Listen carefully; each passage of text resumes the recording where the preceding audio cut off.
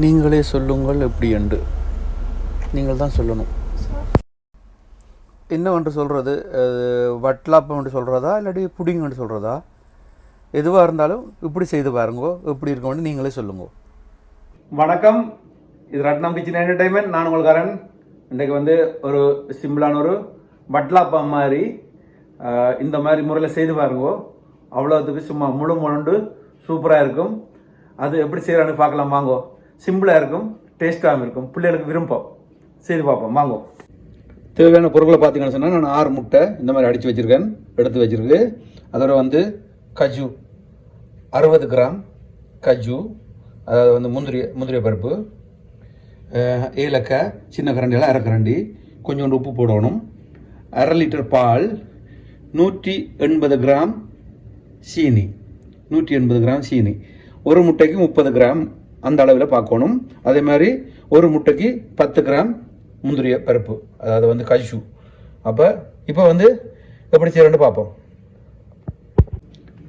இப்போ வந்துச்சுன்னா இதெல்லாம் மிக்சியில் அடிக்கணும். இந்த முந்திரிய பருப்பு, இந்த முட்டை,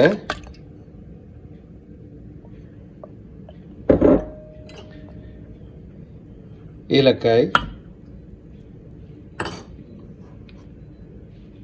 கொஞ்சோண்டு உப்பு, அப்போ தான் டேஸ்ட் இருக்கும்.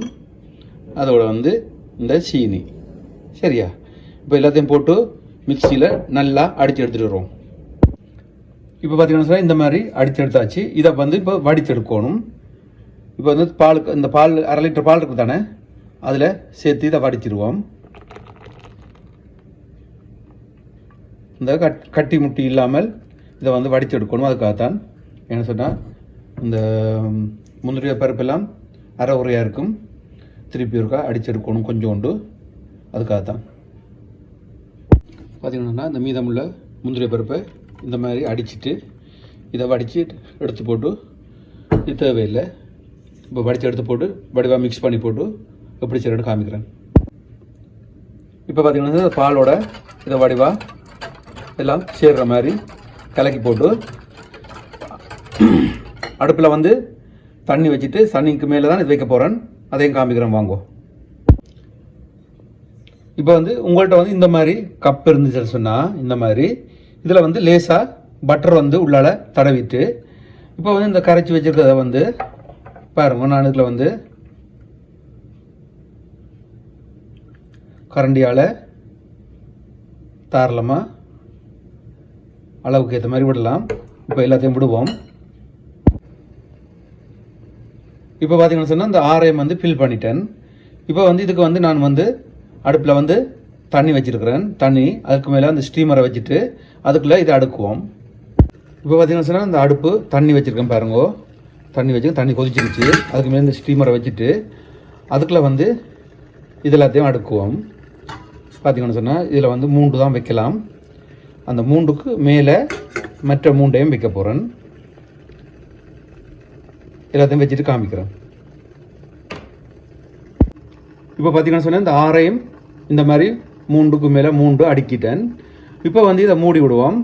மூடி 15லேருந்து 20 நிமிஷம், நான் கரெக்டான டைம் சொல்கிறேன். இப்போ மூடுவோம். பார்த்தீங்களா, இந்த மாதிரி மூடி விடுவோம். பார்ப்போம் எப்படி வருதுண்டு.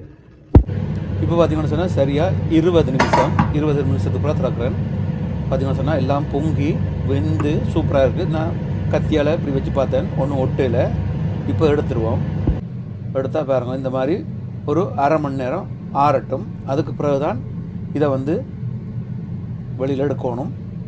அப்படி வச்சும் சாப்பிடலாம், சூட்டோடையும் சாப்பிடலாம், ஃப்ரிட்ஜில் குளிர வச்சுட்டும் ஒரு 1 மணி நேரத்துக்கு பிறகு சாப்பிடலாம். இப்போ பார்த்தீங்கன்னு சொன்னால் 1/2 மணி நேரம் ஆச்சு. 1/2 மணி நேரம் ஆச்சுன்னு சொன்னால் இந்த கத்தியால் நான் அப்படியே சுத்த வர ஒரு ரவுண்ட் அப்படியே அது விட்டுப்பட்டுருச்சு. அது பரவாயில்ல. உள்பக்கம் வெளிப்பக்கத்தில் அப்படியே கத்தியால் எடுத்து போட்டு, இப்போ பார்த்தீங்கன்னு சொன்னால் நல்லா அப்படியே பூ மாதிரி இருக்குது. வாயில் வைக்க அப்படியே கரைஞ்சி போயிடும், அந்தளவுக்கு வந்திருக்கு.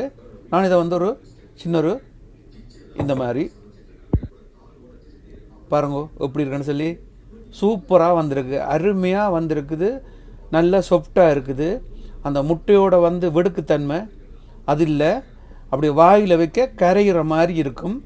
ஒரு 20 நிமிஷம் அடுப்பில் வந்து நல்லா கொதி தண்ணியில் இந்த மாதிரி வச்சு எடுக்கல சூப்பராக இருக்கும். செய்து பாருங்கள். பிடிச்சிருந்தால் லைக் பண்ணுங்கள், ஷேர் பண்ணுங்கள், சப்ஸ்கிரைப் பண்ணுங்கள். இன்னும் ஒரு அருமையான வீடியோ சந்திப்போம். பாய். பிள்ளைகளுக்கு மிகவும் பிடிச்சது.